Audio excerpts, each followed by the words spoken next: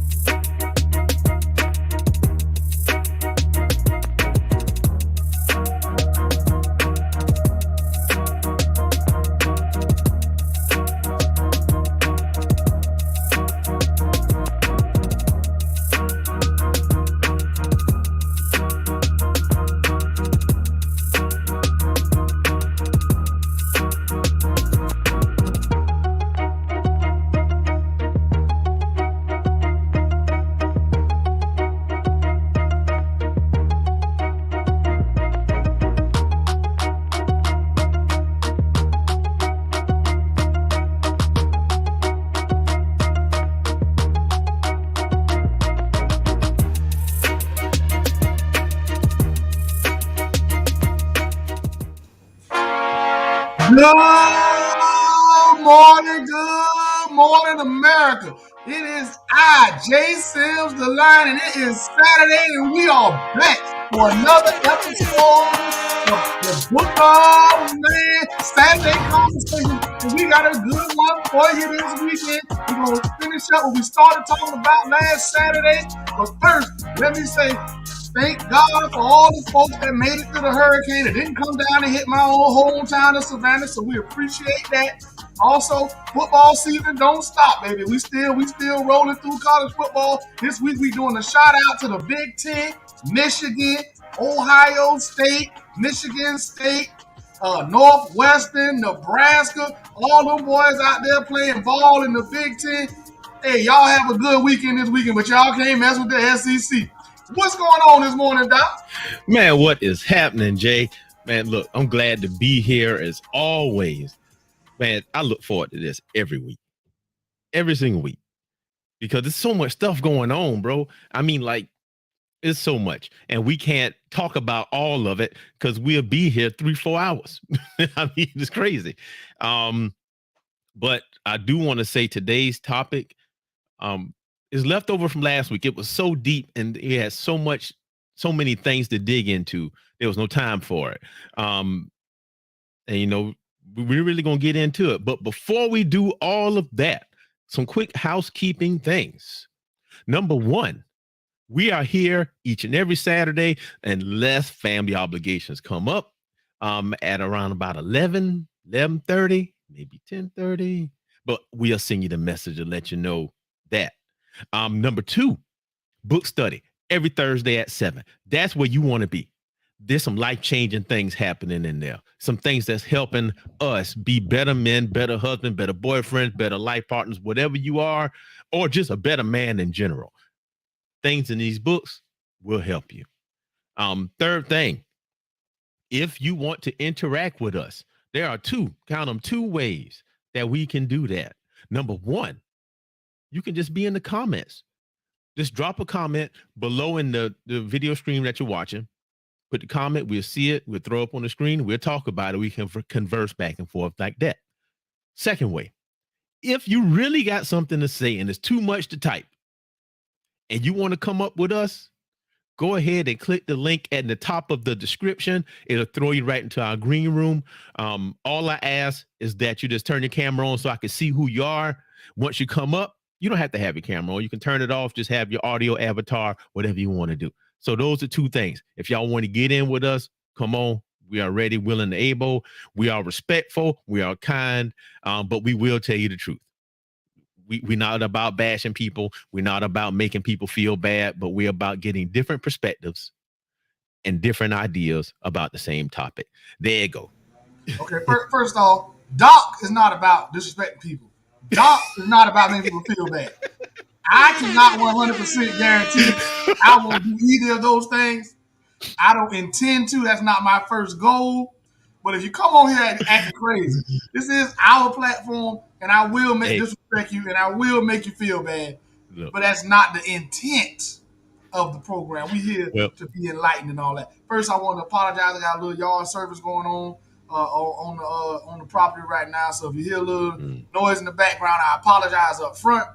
No disrespect, my bad, Doc. But other than that, man, let's get this thing rolling. Well, but before we get started with that, one more thing. See, you talking about hurting people's feelings and telling them how it is. You know what I do? I hit that mute button. See, I'm much more surgical. I'll mute out everything you say, but it's all good, man. Let's go. I ain't mad at you, Doc. Hey, we'll mute them, kick them off the show, and then come back and talk about it when they can't say nothing. I don't mind. There we go. Meek don't mean weak. So here we go. Topic of today's show. He is me. We are all Micheal Beasley. Picking up from where we left off last week, Micheal Beasley, NBA number 2 draft pick in the I don't have the year, but played for Miami Heat. Star player, but right now he's not living star player status.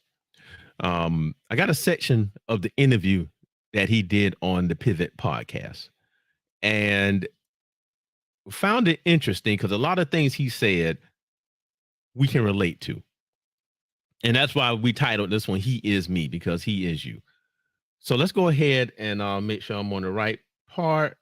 And we're going to go ahead and see what he say. 34, 25. Yeah, we about good. All right, let's throw it on up here. And if you have a chance to check out these gentlemen, Pivot Podcast, they do a pretty good job. So if you can't hear it, y'all let me know. With us.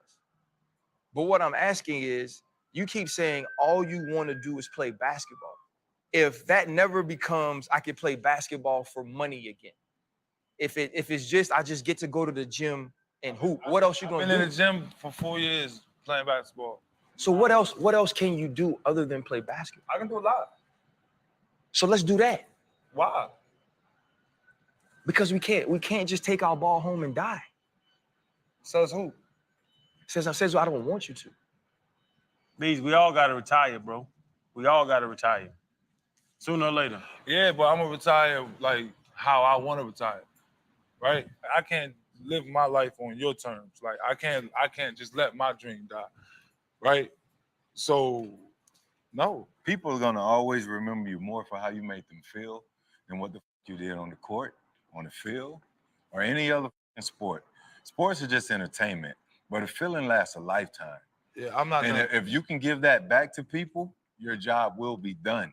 Because that sports ain't gonna last forever. You're 33. You might have 4 years max left in the tank to play at an ultimate high level. But after that, I'm 46. I'm be real with you. I'm be real with you.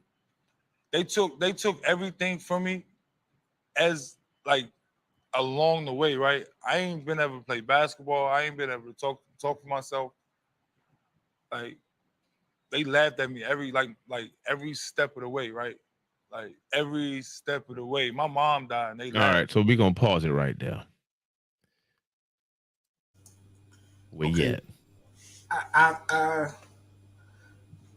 although it's different because he was a professional athlete, he's at a point I think a lot of men get to where you have to figure out a way to move on from boyhood dreams and ideas. Like realistically, he's a bad bet for an NBA team, regardless of his skill set. And maybe he can play overseas or hoop somewhere overseas, whatever. But because of his known mental state, he's going to be a bad investment for any professional team on any type of high level, regardless of how good he is. And his best bet is probably to try to go overseas and see what he can do over there. But just in general, as men, we all get to a point where it's like, all right, that's not happening. Guys out here, they have, sports dreams, music dreams, whatever. You realize that's not happening. And when you have children and a family and responsibilities, you can't sit on it. Now, maybe he made enough money in his NBA career where he can sit on it for a while longer than the rest of us can. Mm-hmm. I hope he did, But for the most of us, at 33, we way past the past your prime. Way past I could just want to hoop, fade, or I just want to make music, or I just want to run the street, or whatever that was, that thing that you loved when you were young. That's not panning out. You get past that, and it goes back to almost back to the book study on Thursday about you have to be willing to change and move on and find a new focus and a new purpose. And I think that's very hard for a lot of people. I agree. What I see is two different things. And I'm going to work backwards. He kept on saying all he want to do is play ball. When you listen to the interview, that's all he talk about.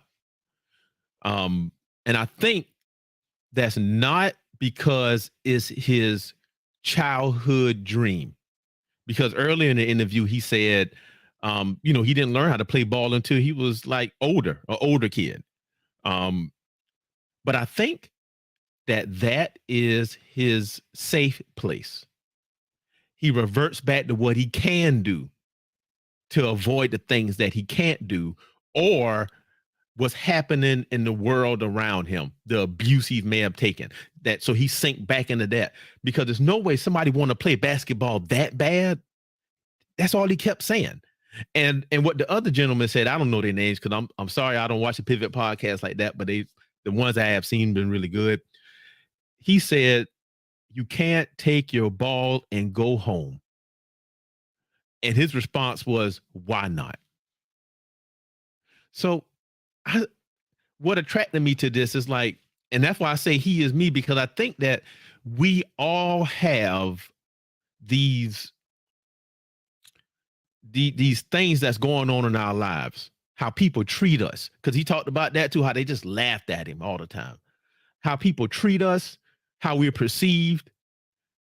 And what happens is we retreat into what we can do good. Like for him, he can play ball and he's good at that. And as regular men, I think we retreat into that too. You know, I think that's why so many people have trouble with video game addiction. You know, you hear people complain, all you do is play the game, all you do is do this. But they never ask why. And I think that's why we retreat to what's comfortable, where we can be a success. Now, what happens when that gets taken away from you? Well, I think, yes, people definitely retreat to what they're good at and where they're comfortable. One of the big things that, we talk about is getting outside of your comfort zone. Yeah. In a case of somebody like Michael Beasley, or in a case of, let me take away from Mr. Beasley. In a case of anyone who's struggling with some real, because most of us will never know what it's like to be amongst the very, very best in the world or something. Yeah, or to be one. Right. And then have that taken away from you, and you can't understand why. Or you can't understand how your mind is keeping your own thoughts, is keeping you from being able to go after something you love so much. Mm-hmm. But for us regular guys, this comes when we are family. Oh, go ahead, Doc. I'm gonna mute you. Oh, I tell you, getting that yard work done is something else. But what I'm gonna say is this: think about the things that we do that's similar to that. What do we use as our escape? And do we abuse it? Do we go to it too much to avoid? I'll say this, and it's an unpopular opinion, but I will say, and this is what I notice: we use work as our escape, because a lot of guys, we can go there, we can be good at it. That's our job. And we tell ourselves, oh yeah, I'm doing this for my family. And in actuality, you're using it as a distraction. It's the same thing as drugs, alcohol, or food. It's distracting you from the real issues. Now, what the real issue is different for everybody. And it has different effects. But regardless, that's what I really want to get to, is that how do we deal with the things that's holding us down? How do we unlock the shackles from around our wrists and ankles so we can be free in life? Because this young man, Michael Beasley, he can't be free. He can't. He's struggling. And it piles on so bad till people think you're just crazy. I mean, no lie. I've had instances where, I thought I was crazy. I thought I was. I called up the psychiatrist. I made the appointment because I was like, I got to be crazy. I really thought I did, because stuff wasn't adding up in the world. I did everything I was supposed to do. Did it all right. Did everything people told me to do. And I still was not getting favorable outcomes. And what I discovered is that it wasn't everybody else's fault. Because, again, that's what he's doing. He's everybody else's fault. But what it was my outlook on the world. Go ahead, you mute it. You can go. All right, in the case of Mike, I don't know if he thinks it's everybody else's fault. I think he feels like I've reached out for help. Like, what else can I do? I know I can't help myself. You know what? There's a section of the interview, right? And I think it's right after this or right before this. he said they asked him, do you think that your actions caused this? And he said a kind of two-pronged answer that both answers were conflicting. First answer was kind of like yeah, we all, we take a part in what happens to us and how, how we react. But then he turned around and said, I'm not going to eat the whole pie by myself. So I thought that was two conflicting things. And I do think that the world does things to us. I think the world, women do things to us, men do things to us, and we can't control other people. The only thing we can control is ourselves and how we react to situations. Now, I'm not going to sit here and lie. After having that stuff piled on you day after day, year after year, you get to a point where you just can't take it no more. And you crack. That's why the suicide rate's so high. That's why many men are like the walking dead. You can tell them. You can tell when you see them. They alive because they moving around, they working and doing things, but they really dead. You can see it in their eyes. And you know how I know? Because that was me. He is me. That's what I'm talking about. We all have our struggles, and I hope the brother gets whatever help he needs, and I hope everyone goes out and gets it. I think most of us as men, we have a hard time reaching out, and even further, we don't know who to reach out to. You're right. Let's take the same thing and take a little turn, because this got to do with something else that I noticed this week. And it's related to this, in terms of reaching out for help. So there was a Facebook post that was shared, and it said, as a man, you got to suffer in silence. And the person that shared it, they said true, and they went with that. And here's the thing. All right, let me derail this. All right, Robert Spalding the third, man. Look, I'm glad you here, brother. I'm glad you here with us. So glad, man. I mean, we go way back. Jason the Lion would do an intro, but the lawn people at his house, so we gonna have to cut it short with that one. But he said pride is the biggest reason we don't reach out. Let's dig into that. And that has to do with this post. As a man, you got to suffer in silence. I think that this is a multifaceted issue. And by that, I mean, a lot of people have different reasons why they're doing it. Of course, I do think that pride is one thing. Like, you know what? I can handle this on my own. I don't need to bring anybody else into my mess. I do think that that's one thing. But the other part is, and the bigger issue to me, I think the way that people react, the way that other men react, the way that women react, cause people not to do it. You already been beat up by life. And so you're going to tell somebody else, hey, man, I ain't feeling right. And then they're going to beat you up more and just nod their head. Or better yet, once the ladies find out, you know what they're going to call you? A boy. A boy. That's the most offensive thing you can say. Why in the world would you do all the misandrous things in the world is a man who don't know what to do next, and you call him a boy? Now that's ridiculous. That is ridiculous. Or like Robert say, a weak boy, because we supposed to have all the answers up front. We supposed to already come with all the software preloaded. But one thing I learned being a husband and a father for so many years, I mean, I'm getting on 20 years, is that I didn't know. It's a lot of stuff I don't know. And I realized my own father, he was adapting and trying to figure it out as he go. But people don't understand that. And that's what I think the problem is. So look, Jay, you got something to say about that? Yeah, well, I think you're correct. We are expected to have the answers right up front. I think in our current society, when it comes to the aspect of being a father and a husband up front, I think men have to take a step back, and that has to come later in life because it takes longer to figure out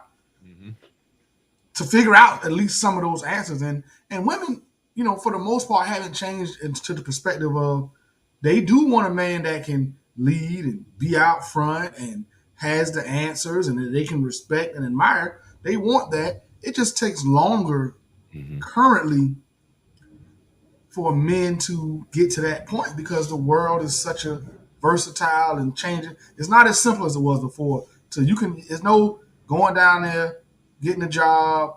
You can be there for 30 years, take care of your family, raise your family, then work on your other little stuff on the side. Those days are over with. Oh no. Don't go happen like that. Yeah, them days are over. It ain't no finding yourself at 22 anymore. Mm-mm. It takes a while to figure out who you are, what you are, what what you're going to focus on, what you're going to build, and then to actually put that plan into action where you can bring somebody else in and say, hey, this is where we're going. This is what we're doing. And this is how we want to get to it. Takes a man much longer at this point in history than it ever has. But women still got that same time clock biologically. Yeah. So it's just a different world. You know what I compare it to? I would say it's like this. And this is to help some women maybe understand.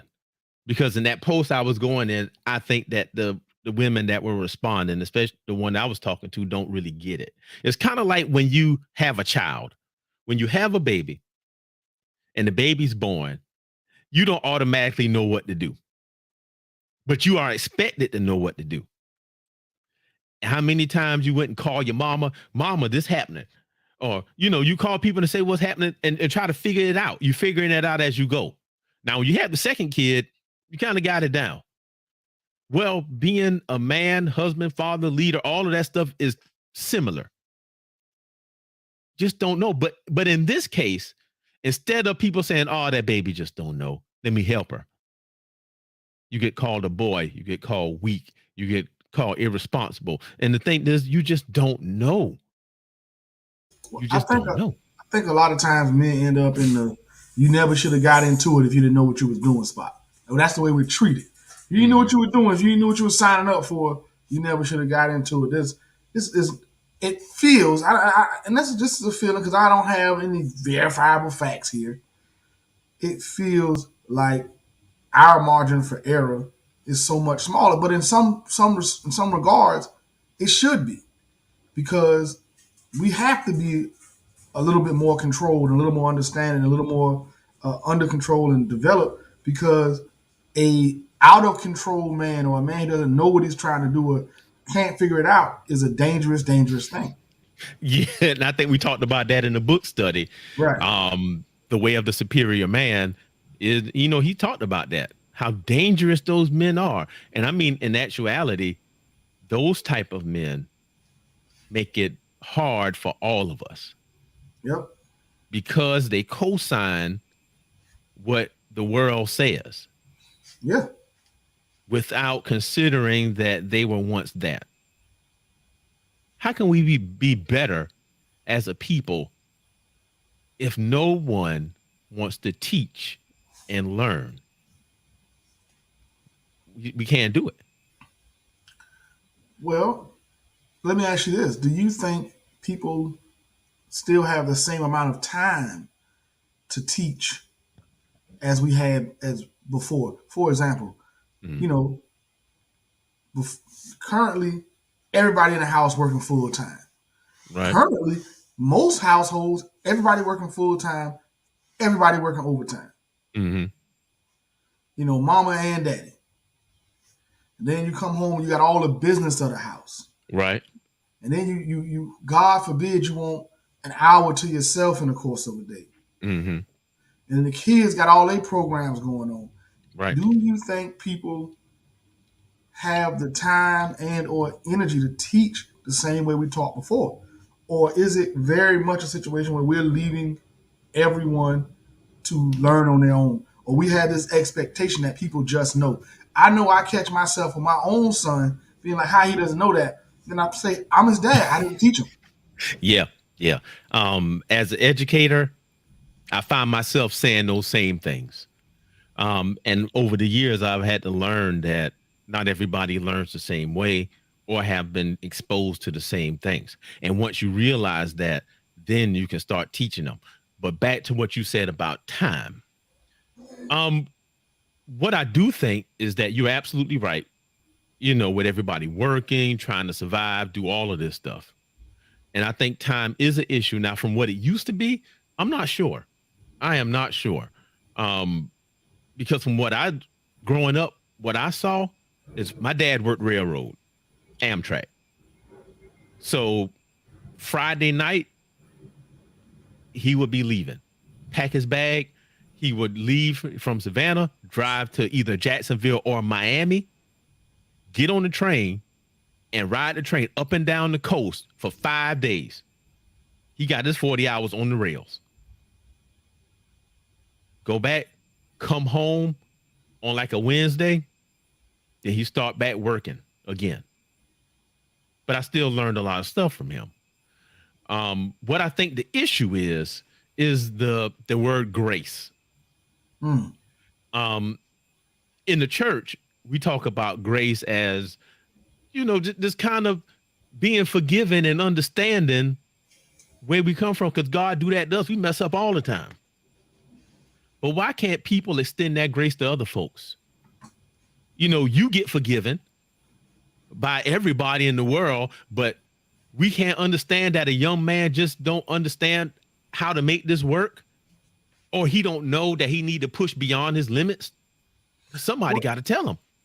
I think the issue becomes of what is too much grace, and when is it time? How long do you extend that grace? Is it 18? Is it 25? Is it case by case basis? At a certain point, responsibilities and duties outweigh the grace. And I think trying to navigate when it is appropriate to give and not give is the hardest issue currently. Well, but here's the thing with grace. It's not excusing the behavior. It's not giving them a pass, but it's understanding where it is and diagnosing how to help. Or better yet, it is not skirting the punishment. It's not. For example, I can have a kid, and this is easy. Okay, let's say you're coaching a basketball team, and you got a player that when they get back on defense, they're not hustling back down the court. You done told them 3 times. Of course, you're going to pull them out the game. And the coach going to try to figure out why you're not hustling down the court. And on practice, guarantee the whole team running suicides after that. They definitely run plenty suicides. But see, that's the grace. It's not absolving them of the punishment, but it's diagnosing what's going on and trying to improve it. But I think this is a difficult thing. It's very difficult. And in the case of Michael Beasley, I think you're right. How much grace do you give him? Because I don't know. He talked about when he left the team. I'm not sure if that was all his decision. Sometimes you will get left if you're not doing what you got to do. Well, I think for Mike is an extreme situation. Mm-hmm. Like, this is someone who's clearly dealt with a lot. I'm not even gonna say that. Mike is a known extreme situation. I'm sure there are plenty of people with just as bad, if not more, mental health issues. Mm-hmm. I think for the regular man, for us common folk, mm-hmm. the issue of when to give grace or not to give grace is about effort. Okay. I'm not extending any grace if that person isn't putting any effort. Yeah, I feel you. Especially about an adult. A child is totally different. A child is, okay, he don't know because I didn't teach him. Right. Let me back up and teach them. And part of that teaching can be through making folks want to suicide. Because I want this to set in your head and You need to hustle back like that. Yeah. You can hustle in the game or you can hustle at practice, but you ain't gonna like the one at practice. Yep, there you go. Right. So I understand that. But for when a young man's coming along 18, 19, 20, 25, what is his real effort? Mm-hmm. Like, is he actually trying? Is he really trying? Do we really believe in his effort? And is he trying and he made a mistake? Or he just out here willy-nilly, I don't give a damn, and we just letting him, and we keep giving him favor and really enabling the child or the boy or the man through our quote-unquote grace. You know what? Let me I got something that matched with that. And when I first saw this, I was like, I felt some kind of way looking at the comments, but then after I really looked at it, you know, it was a little bit different. Let me throw this up on the screen here. I know it's not really all his fault. Hold on, let's go back. Now I got this one of the people from the Lions Pride Network. Some members of that are part of our group. Real good content. I like what they do. But let's look at what these people had to say. I understand this is your house, Ms. Lee, but I don't think this is fair. I know it's not really all his fault. Can we stay here? Can we just y'all can stay, but we can't stay. Why not? I don't understand. Like, this is my we a family. Like, I understand.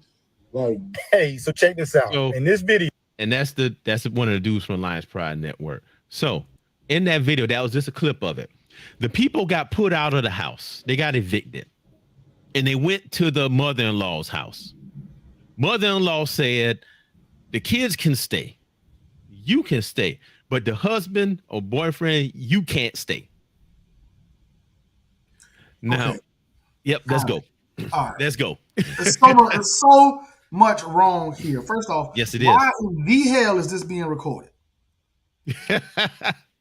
The guy recorded it, obviously. I know, because he thinks she's wrong or whatever his reason.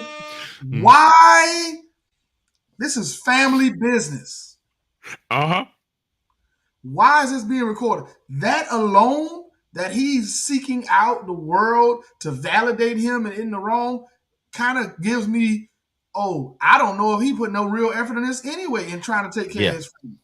Because you shouldn't need, why are you recording? That's ridiculous. Yeah. My first immediate thought is, why am I watching? Why is this even available for me to watch? Yeah. The second thing is, one, I don't know how much space in that house. Two, I don't know what the relationship is between the mother and him. What I'm saying is, what we do know is when people are in a relationship, normally each party's family knows the worst things about the other person. Because we don't call our mama or our sister or whoever that person is we reach out to till they acting up. So I don't know what idea the mother has of that young man. She may have him, the idea she may have of him is the cheater. Yeah. Leave his family, that he don't take care of his kids. We don't know what it is, but the daughter keep going back. Right. So we don't know what that is. She's like, I'm not letting this person who done maybe hit on my daughter, cheated on my daughter, or whatever the case might be. They finished. Never worked hard or whatever. I don't know what her image is of him. Mm-hmm. So that could very well be why he can't stay. All right. There's a couple things here. Now that wasn't the whole video, and I should have pulled the whole video. Hey, but Rabbit, he said, now what's the backstory though? Is the guy the reason they got put out? This is what I know. And again, this connects to the main topic about Michael Beasley. Same thing. In the whole video, the older lady says something about this keep happening. Over and over, it keep happening. And they're like, well, give us some time. Can he stay the night? Can he stay a week? All that. But now, here is the issue. Now, Damien said he dropped the ball no matter what happened. And that's the normal reframe. Yeah. That's the normal refrain. Right. That no matter what happened, it was on him. Mm-hmm. And I mean, okay, there's a couple of things I'm going to say about this. Number one, you got to pay the cost to be the boss. Yep. Well, that's what folks don't understand. When you want to be the head of the household, you want to call yourself getting married and stuff, it's a lot of stuff come with that. That backpack is full of books and it's heavy. And you got to be able to hold it. And obviously at this point, being that it's probably something with his job or whatever, because they was talking about that. Okay, that's fine. What I see was wrong with that. Well, number one, he got to realize who house is that. That's that lady house. Mm-hmm. So she can dictate who stay or who don't stay. Number two, and maybe it's just me. I ain't begging nobody. Bro, I'll go out there and sleep in the car on a step or something before I beg you for anything. I don't care who it is. But what was good is that the kids and the wife would have had a place to stay. I would have said, well, you know what? At least can I come here and take a shower before I go to work? Or can I get something to eat? I ain't got to stay. But then also, it's the other part, that old school thing. You know, people don't want to give a man anything at all. Well, I didn't hear the part where she said this keeps happening. Yeah, it's in the longer video. Okay, okay. If this is repetitive, mm-hmm. I definitely understand her at that point, because she's saying, I'm not going to keep sending my child out with somebody that can't take care of her better than I can take care of her. Exactly. So I'd rather have my child and my grandchildren here where at least I know they're going to be okay. Yeah. Out here with you, and they have been evicted or put out or whatever multiple times, and they can't maintain a place to stay. Mm. That's for a parent. That's like, I'm not going to keep doing that to my child and my grandchildren. Right. That's your family or whatever. Cool, but come on, man. And yeah, I think this makes him look worse than makes the woman look. I think that maybe what he was going for. I think it makes him look worse. And in the longer video, the wife was ready to drop him off and be done. You know, just be like, all right, well, we'll stay. And she. Now, look, I wouldn't want to put my wife in that predicament to make that call, because what it's looking like is you ready to abandon me. No, you know, when stuff gets tough. It might look like that, but you don't have a place for us to live, bro. Yeah. My children, if it's a choice between a warm house, because look, they had on coats and all that, so they got cold outside wherever they at. If it's a choice between a warm house and a maybe with you, a woman's gonna choose a warm house for her and her children. Yeah, I don't blame them. Mm-mm. Well, what I'm getting to is that he should have made that decision, right, and not put her in a position where she had to. It shouldn't have been no option. It should have just been flat out. Okay, well, your mom said only you can stay. I'll go see if I can go stay with my boys or something and make this thing right as quick as possible. Look at this. You can't make demands when you don't have a pot to piss in or a window to throw it out of. No, you can't. And Damien said that you can't. You can't. So now tracing this back to the beginning with Michael Beasley, there's parts in there when he's talking. And remember, I talked about, he said he wasn't going to eat that whole pie. Right. This young man right here didn't want to eat that whole pie because he felt like it wasn't his fault and that he should have been granted that. You know, we family. Yeah, we are. But that lady tired of always keeping up with y'all. And we family is cool. That's a good refrain and all of that. But it's no... he has to take the accountability, man. That's your family. Mm-hmm. Y'all are all family, but the women and the children that you're asking this woman to let stay in her house, that's your family. That's right. And don't get me wrong, sometimes things are outside our control. Mm-hmm. Sometimes bad things happen or whatever, but it shouldn't be. Now that you told me that she says this keeps happening, it shouldn't be that. Mm-hmm. Yeah, at some point you got to, and see, this is what I'm talking about with the grace.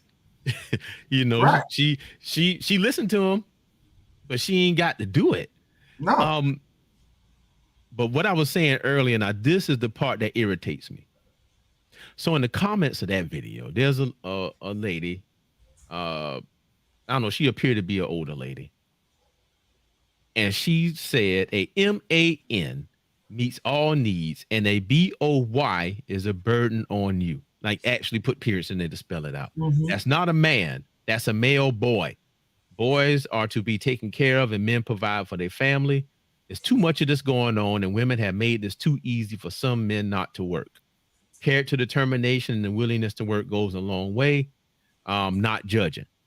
So this is the issue I got with that. In some aspects, she right, but that sign language is at play.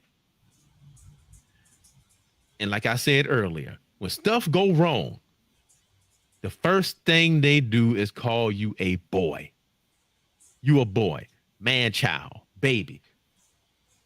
Now, what I'm taking from this situation is, okay, this has happened. Do he know how to? Or is he like Michael Beasley and at his wit's end and all he know to do what's left is to ask for help?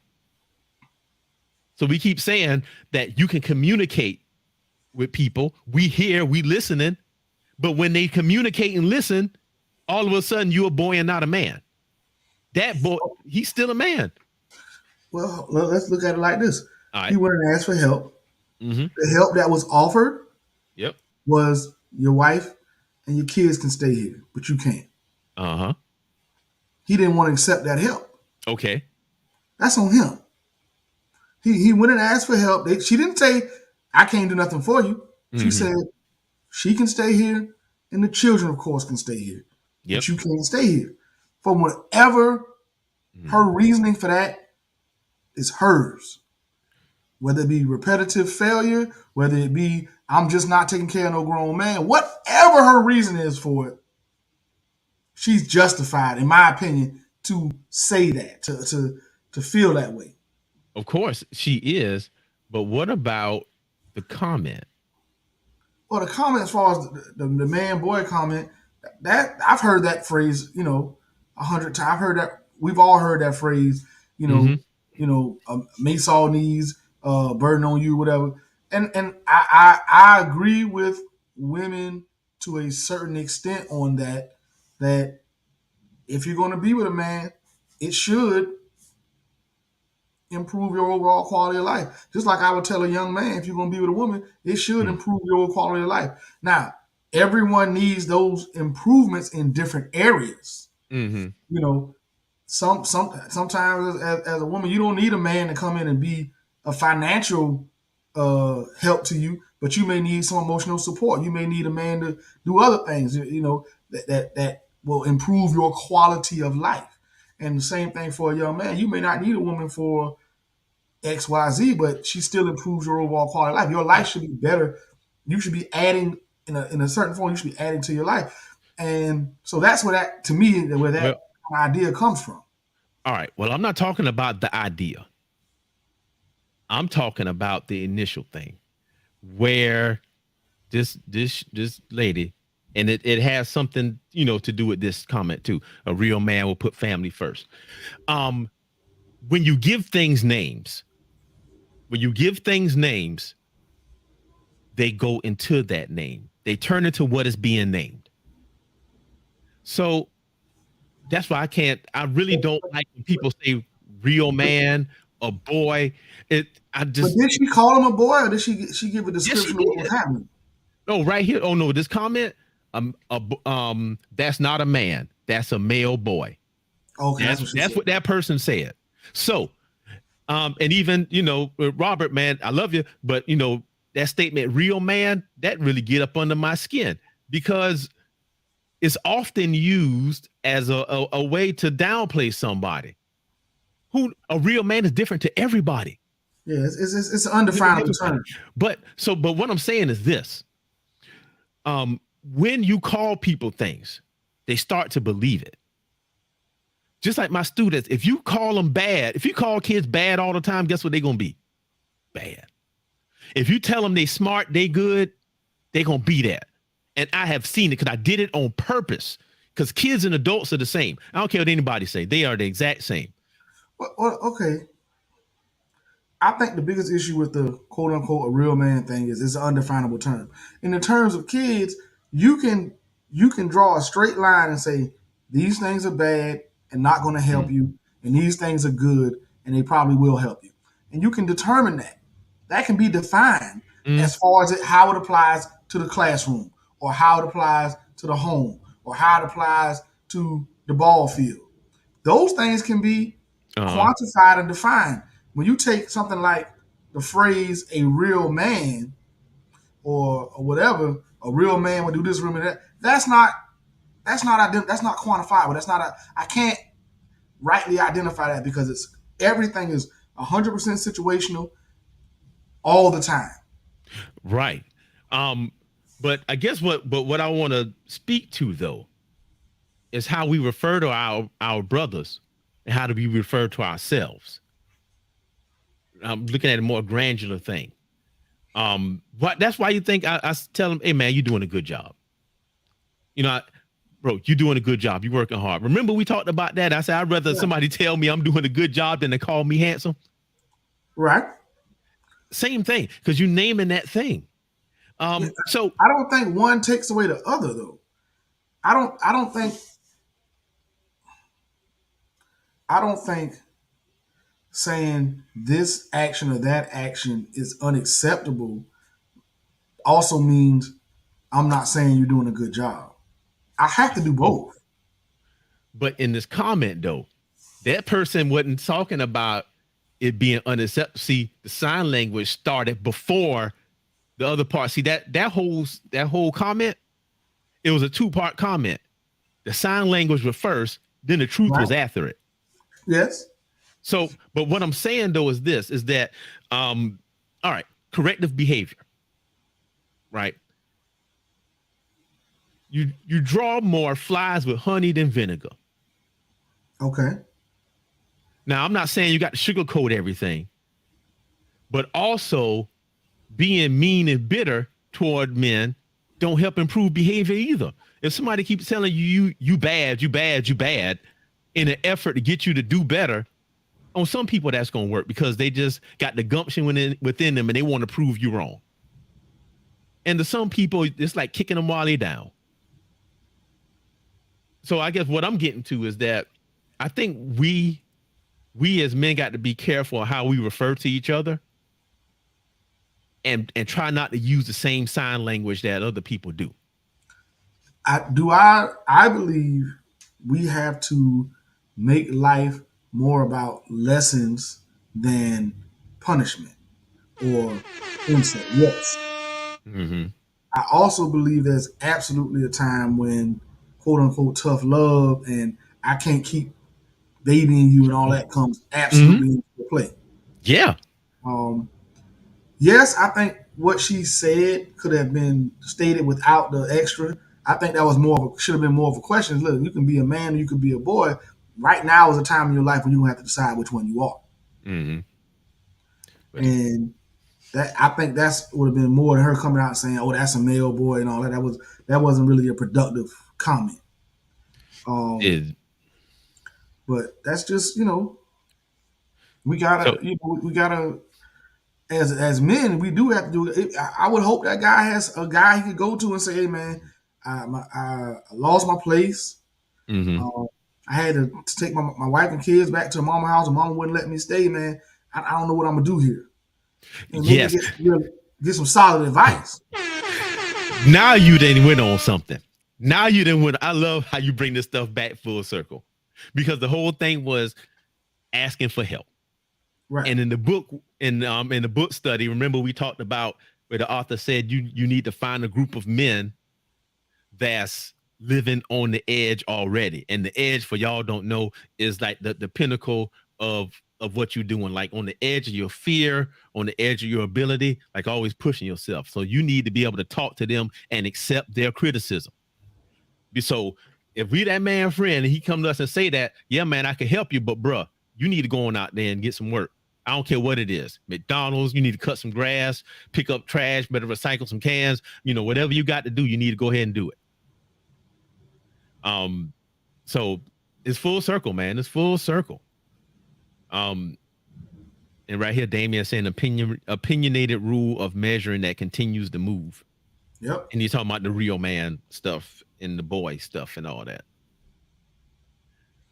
Well, all right, let's take it back to where we started with the his, be, me, and Michael B.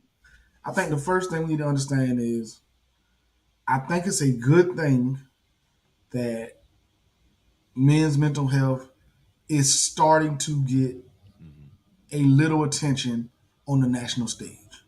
Yeah. I think things like the Pivot podcast, which is a very popular podcast, people like Andrew Tate, Yes.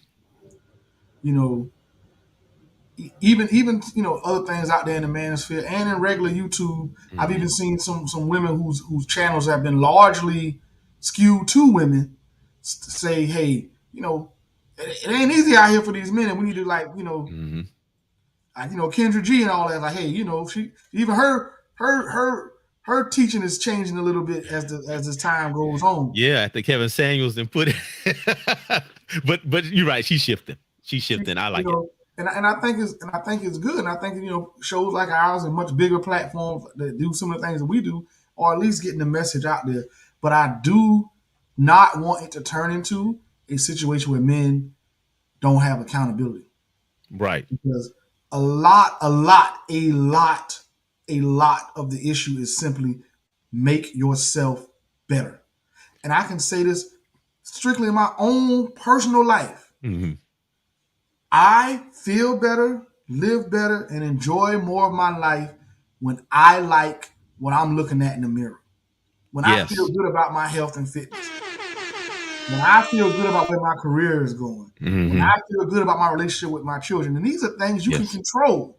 That's right. These are focus things on that. Focus on those things. These are things you can control and make your life better. And I don't think enough men people. Yeah. Male or female, whatever gender you want to be, whatever. We don't have enough accountability of our own actions and how, because of our poor decisions, the rest of the world treats us. I would agree. A lot of people do expect treatment a certain way. My comments are directed more at the people who try to help, and they are destroying more than helping. A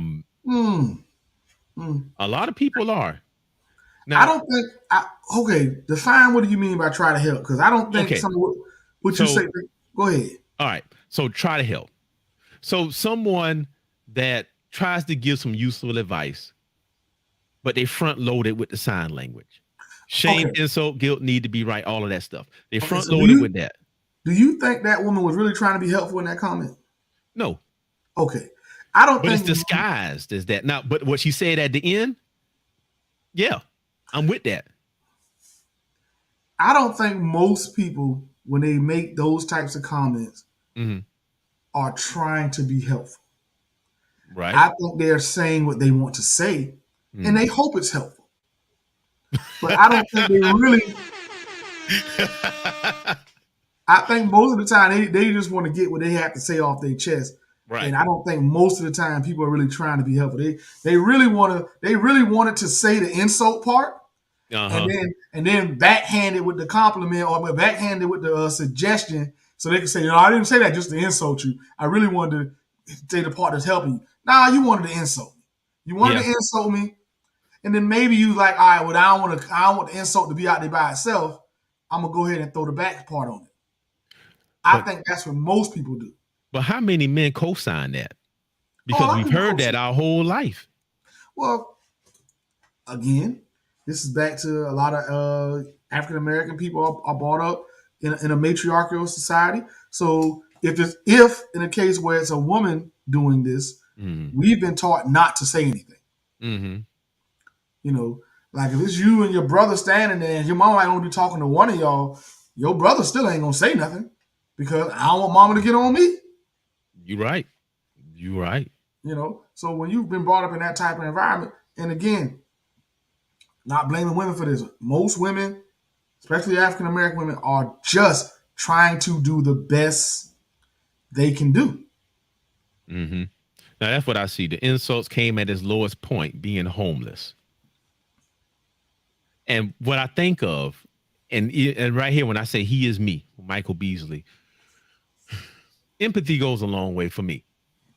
And I always think, like, try to compare when I was in a situation similar to that and how I felt and what I did, things like that. Now, I've never been homeless.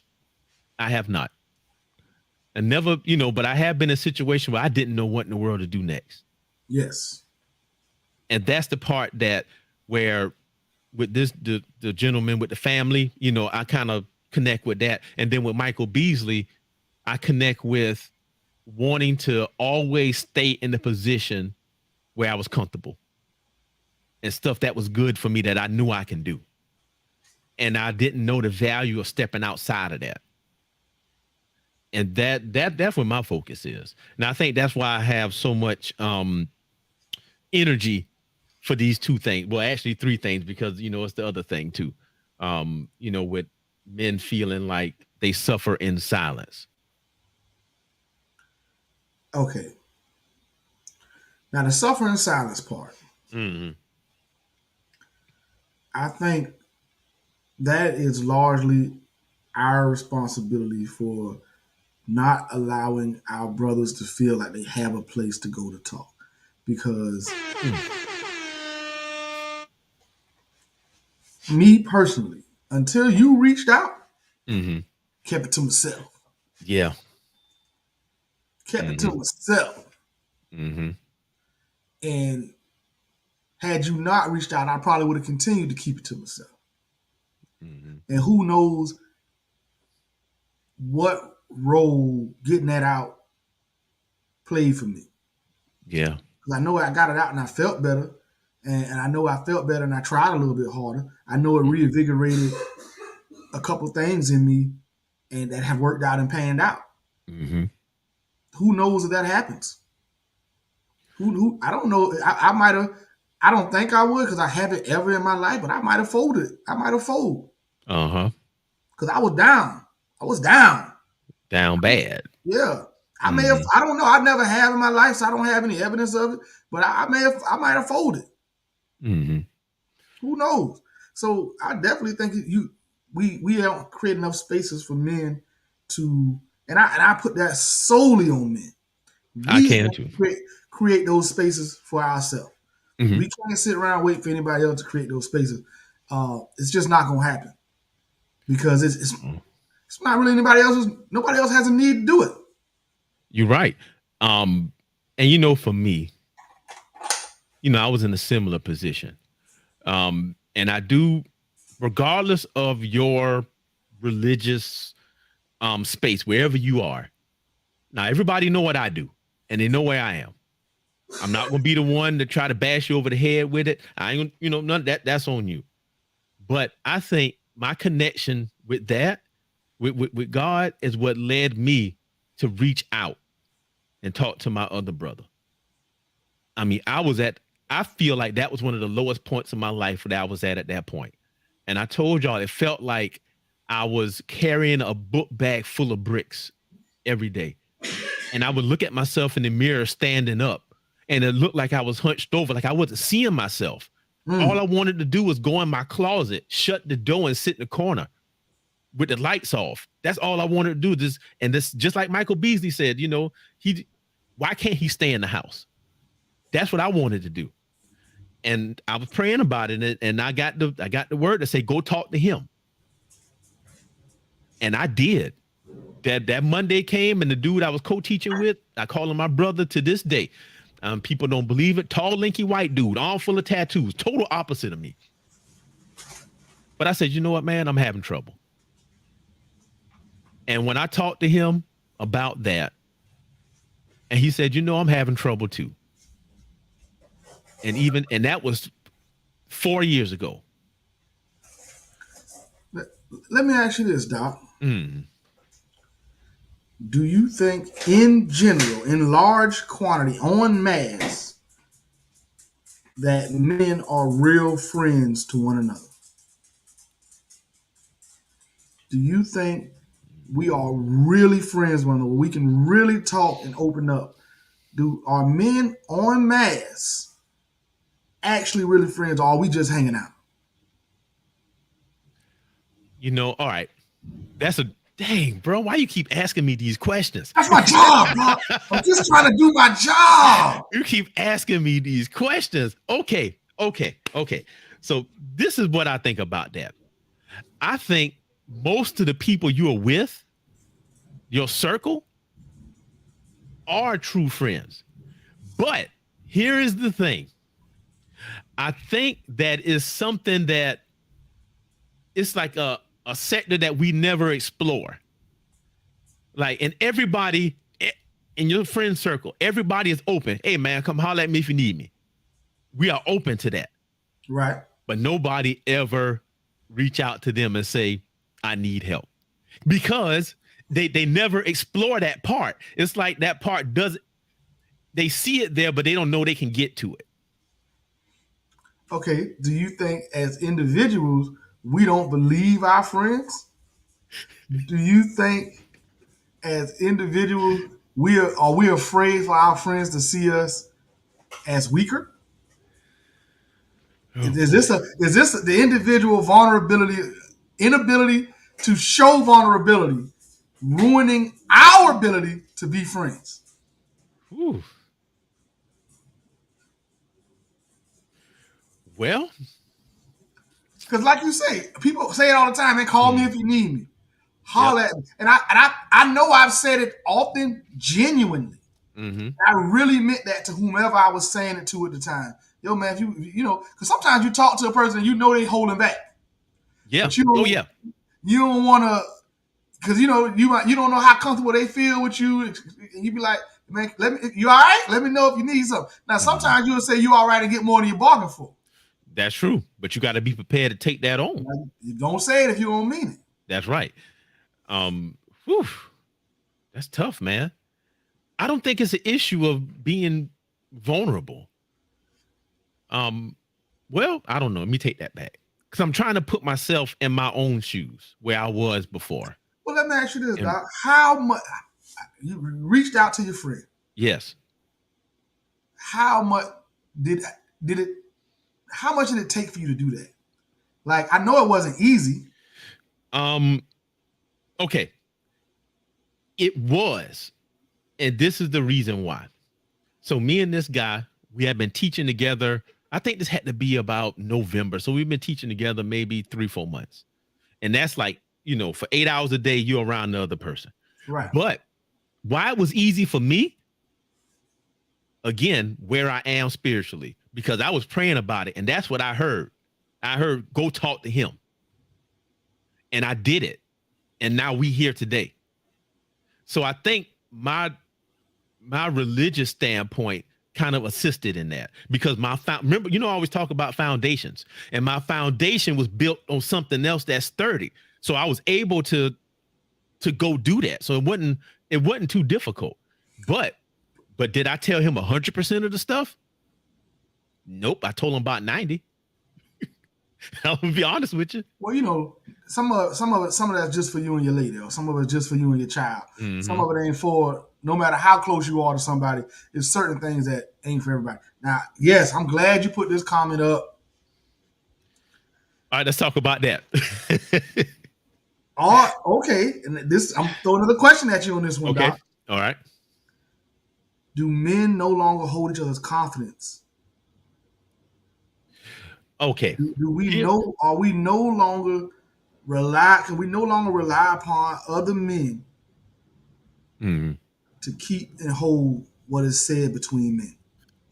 Well, all right. Here's the thing. Is it the truth? And I'm gonna go 2 things with this. One, is it the truth? Is the fact that you're struggling right now the truth? If it is the truth, so what? It's the truth. Somebody said, okay, yeah, I'm having problems at home. And it's the truth, okay. But then at the same time, you have to, you need to vet the people in your circle. You need to vet the people in your circle. So if you call somebody a friend, if you call somebody a brother, you got full confidence that that's not going to be used against you. Is you full confidence is not. So my brother, I can call him even with Damien. You know what? I can call Damien and tell him anything on the face of the planet. I could tell him 100% of the things. And you know what he gonna do? Well, one, he gonna tell me where I'm wrong and what I need to do to fix it. And number two, I know it's be kept in confidence. I know that. So I think it goes back to the people we call friends and the people that we be around. So you think as individuals, as men, we don't do a proper vetting? Uh-huh. And I agree with you to a certain extent, because a lot of us, we call people friends just because they've been there. Yeah. Just because we know them it. since. That's right. Just because we know them since, so that's our friend. But really, they haven't done anything other than know us to gain that title. But I mean, think about me and you. You know, we knew each other, but we didn't Right. know each other like that. Right. So what made you say, you know what? Okay, I'm gonna tell him. I think for me at that time, it was, I gotta try something. Mm-hmm. Because right now, what I know isn't enough. Because if what I knew was enough, I would have already got myself out of that rut. Uh-huh. So I was like, I'm gonna take some advice from somebody I respect and have a conversation with somebody I at least respect, Mm-hmm. rather than continue to sit here. I knew I didn't know. Right. I didn't know how to get myself out of that hole. Mm-hmm. Because I had been trying. I had been trying to fake it till I make it. And all the other stuff that we've all tried or whatever. But I knew I didn't know. So it was like, I have to try something. Yeah. Now, I'm going to go back to this comment here. I think that we focus too much on the wrong thing. And this is what I mean. So, you know, I don't know if they still call you Rabbit, but Rabbit. Again, I'm glad you're on with us. And you feel free to come up. If any of y'all want to join in the conversation, click the link up there. You can jump up here. But anyway, I think we focus on the wrong thing. Is it more important to get help with what we're going through or to get some guidance? Or is it more important to worry about the haters? Because they shouldn't be a factor, if you ask me. I think it all depends on where you are in your life. Okay. And who you are and who you are in your community and who you are. Because, for example, you're a teacher. Mm-hmm. The wrong idea, concept, or thought about you getting out can hurt your career. That's true. So I think you have to be mindful of that. And you have to be mindful of who you talk about, your person. Because there's some personal things that you do just as a human being, as a man, that you don't want people talking about as you as a teacher. That's true. That's true. So I think it's important for somebody like you in that position to feel that way. Anybody, you know, in any type of community leadership position, which a educator is, then you also pastor of a church.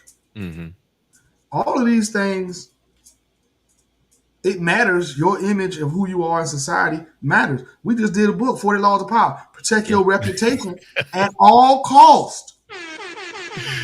You're right. You're right.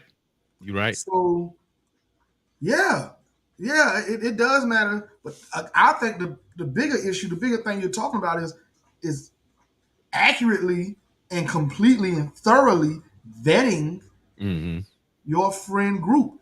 I did have faith. Exactly. I had faith that what I shared with you would have been a conversation between me and you. Right. I believe that, even though we hadn't been close like that, I just had seen something in you and your character and your integrity. I said, I'm going to have this conversation.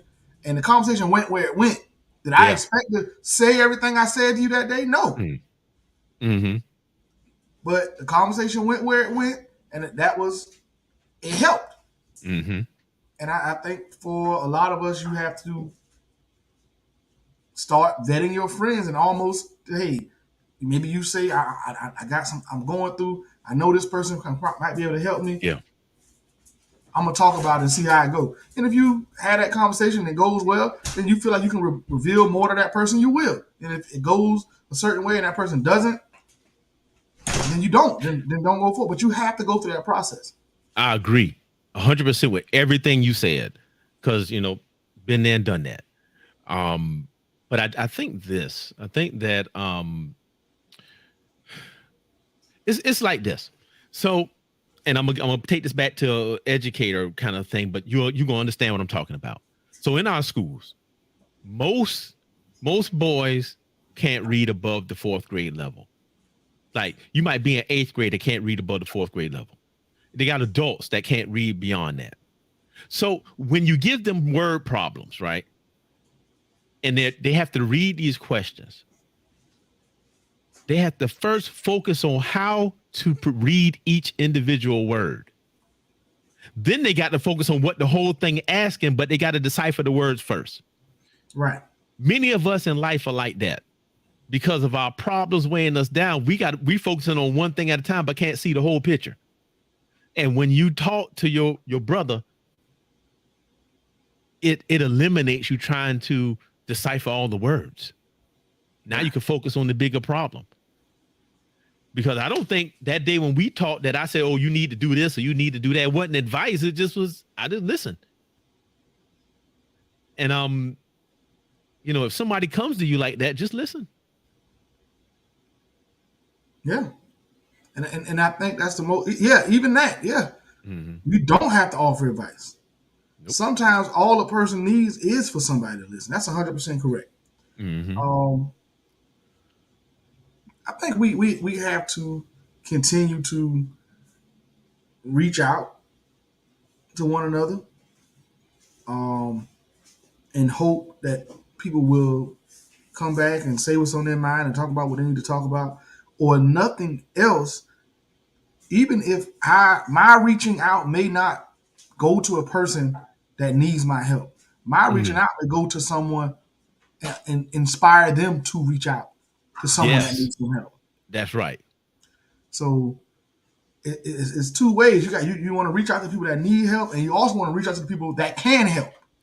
Iron sharpens iron. Right. As a man sharpens the countenance of his friend. That's in the Bible. Nobody ever read the rest of the verse. They always say iron sharpens iron, but it's more.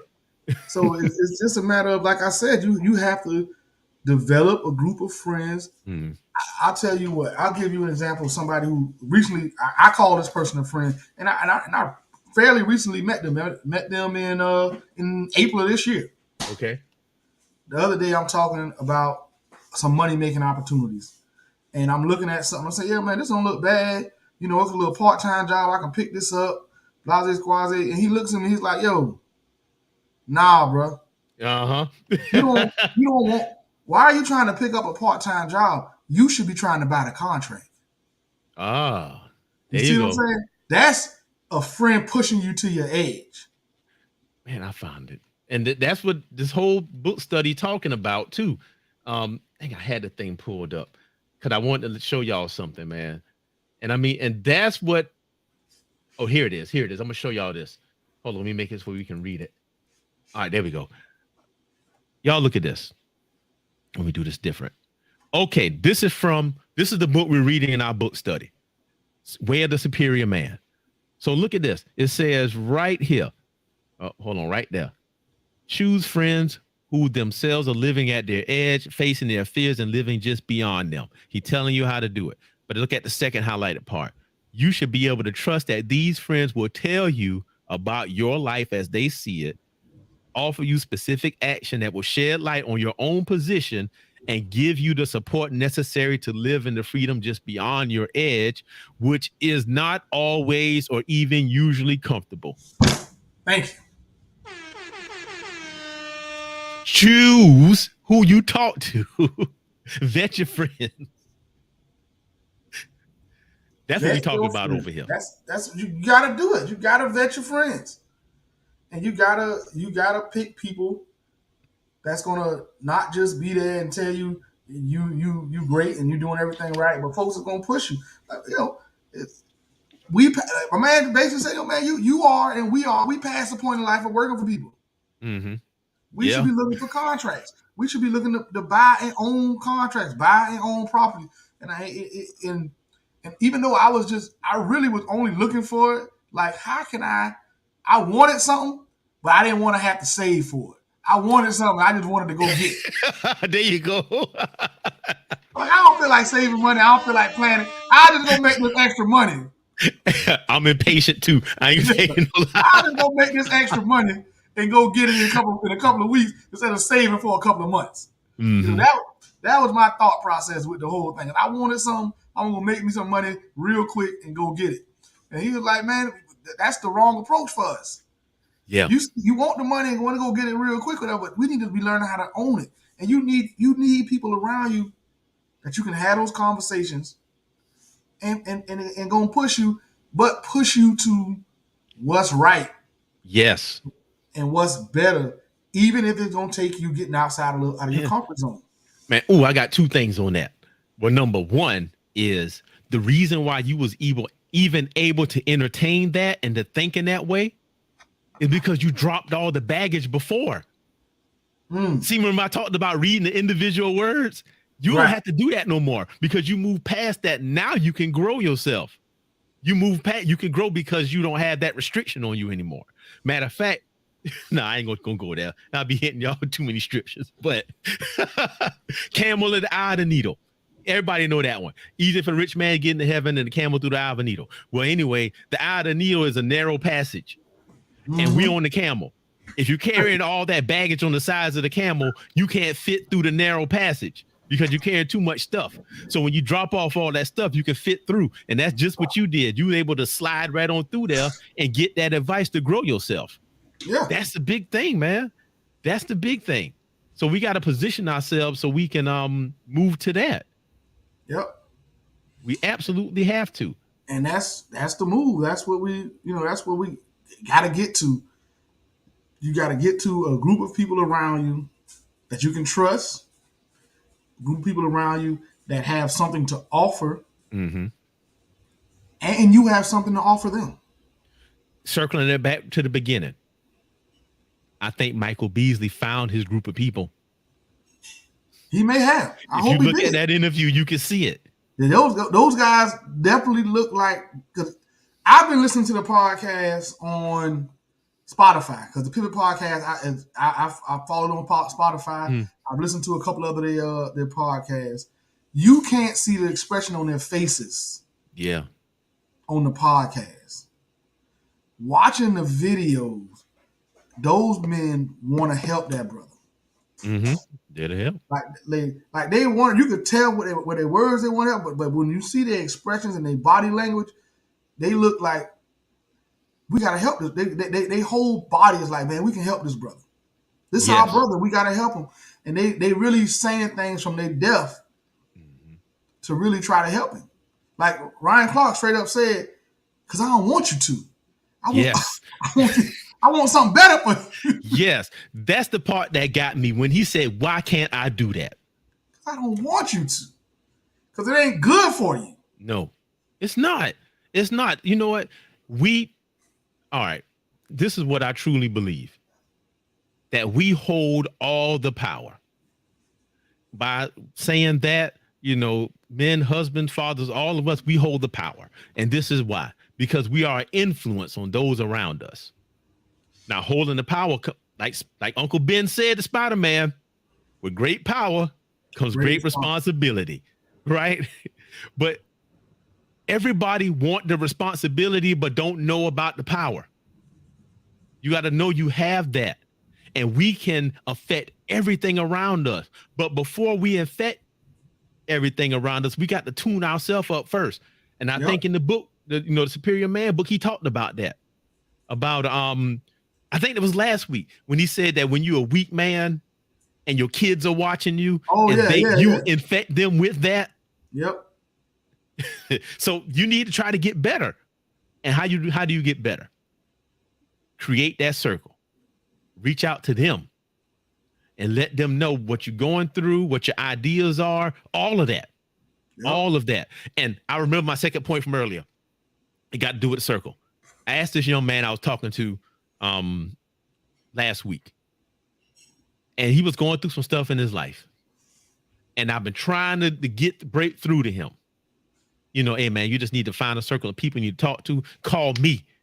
I don't care. I'll listen. Whatever, just to get you out of this because I want to see you be successful. So then I asked him this question. If a millionaire or a billionaire came to you and said, you know what, I want you to hang with me and my friends so you can learn how to be a billionaire too. Would you say, yes, I'll be right there? Would you tell him, no, that ain't my kind of thing? I'm going to say, yes, I'm going to be right there. Before we hang the phone up, I'm at his door. Everybody would say yes, right? So why is it we can't be around people who are the way we want to be like? You want to have a stable family? Hang with other family men. They out there telling you, be with us. Hang with us. And I told you what the doctor told me, the best piece of advice that I ever got. And he said, Doc, you need to stop thinking like Doc. That was the best piece of advice I ever got. Yep. Because I keep myself in my own prison because of how I think about and perceive situations. Oh boy, Freddie going off over here. Boy. I'm trying to figure out what he's asking about. All right. So he said why, you know, I think in response to the question, but he said that, you know, some guys can't handle that. Oh, we know you meant some guys. Well, that's back to what you talked about before, the fear of success. Yes. Some guys can't handle being around a bunch of billionaires because they might mess around and be a billionaire and they're scared of that. Yes. You know what I responsibility. But that's, you know, we're just saying in general terms, at some point you got to step up to the plate of the things you say you want. You can't let the things you say you want and then your actions keep being going in two different directions. You can't. At some point, you got to put those two things together. What you want and your actions have to start. Yes, exactly. It's alignment. So he said, my motto is, if I can't learn nothing from you, I don't need to be around you. Yeah, and you know what I learned too the other day. This is my big lesson because I'm still learning too. I don't have all the answers. I just got some of them. I learned that you should strive to put yourselves in situations where you don't know everything, or in situations where you're not the top dog, because that's what makes you better. I did that. Like I told you, I went on the Lapeef Network a couple of weeks ago. I mean, they bigger than me. They know. I felt like, you know, I was swimming in deep water, but I did it. And that was a space where I wasn't a big fish. Right. So I learned how to navigate that. And we all got to do that at some point. We got to put ourselves in situations where we are not comfortable. That also leads us to where we want to go. And that's the main thing, man. I think we get stuck in our comfort zones, aren't necessarily good for us. You know, we get stuck with the same friends that we had since, you know, whenever. They don't necessarily mean they pushing us forward anymore. Mm-hmm. We get caught up in jobs because we know I ain't gonna never lose this job, but I ain't never gonna make no more real money. Yeah, we're gonna constantly be struggling, and I think that's why, you know, we talk about in the book is so important about constantly pushing that edge, because that's gonna make you strive and push for more. In whatever way you're looking for that edge, you could be extremely comfortable in one thing and not need to push the edge any further. Meanwhile, over here, you're so far behind the ball because you haven't pushed the edge at all. We avoid it. See, just like Michael Beasley. Remember we talked about how he always went back to playing ball. Because he don't want to push the edge, nothing else. Mm-hmm. That's it. All right, man. So what you think? Man, I'm thinking, man, you want to close something out, man. We've been at it about an hour and a half, man. Let's close it out. All right. You want to go ahead and close something up? Yeah, I'll go ahead and then I'll give you the one with the outro music. All right, y'all. He is me. Don't think that somebody else's situation is different than yours. I saw myself in Michael Beasley.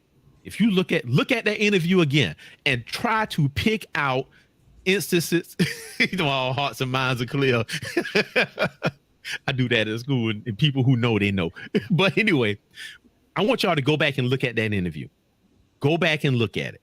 And when you look at it, I want you to pick out instances where you align with what Michael Beasley was feeling or what he was going through. I want you to see yourself in that. And from there, look at how you can repair it, how you can overcome that. And that may involve talking to somebody. You know what? All right, man, when I was little, this always happened. And now because of that, I feel like this is always going to happen and it affects me. You can talk to somebody that you trust. Matter of fact, if you want to, send me a message. Bro, I'll talk to you. I'll listen to you. Easy. Because somebody had to listen to me one time. But just remember, he is me. He is you. So look out, and then also be that resource for somebody else, because all of us got homeboys out there that's struggling right now. That's why the suicide rate among men, especially African-American men, is 3 to 4 times more than what it is for women because of this. So let's fix it. Let's fix it. Also, Thursday, y'all come back Thursday at 7. You need to be there for this, because we getting into the part about how we interact with women. Woo. This is the game changer. The game changer. So I'm going to pass it on, man. Go ahead. On today's topic, fellas, we must hold ourselves accountable, and in that process, we must hold our friends accountable as we look out for one another the way we should. Always somebody our friends can come to and get real advice and really get truth from. Are we going to hold their confidence? It is our responsibility to take care of ourselves. I appreciate y'all joining us. Y'all will enjoy your football games, your weekends out. The weather, despite the hurricane fall coming through this week, it's very nice here. I'm not sure how it is down there in the port. Y'all go out, enjoy your families, enjoy yourself. We love you. We out. Peace.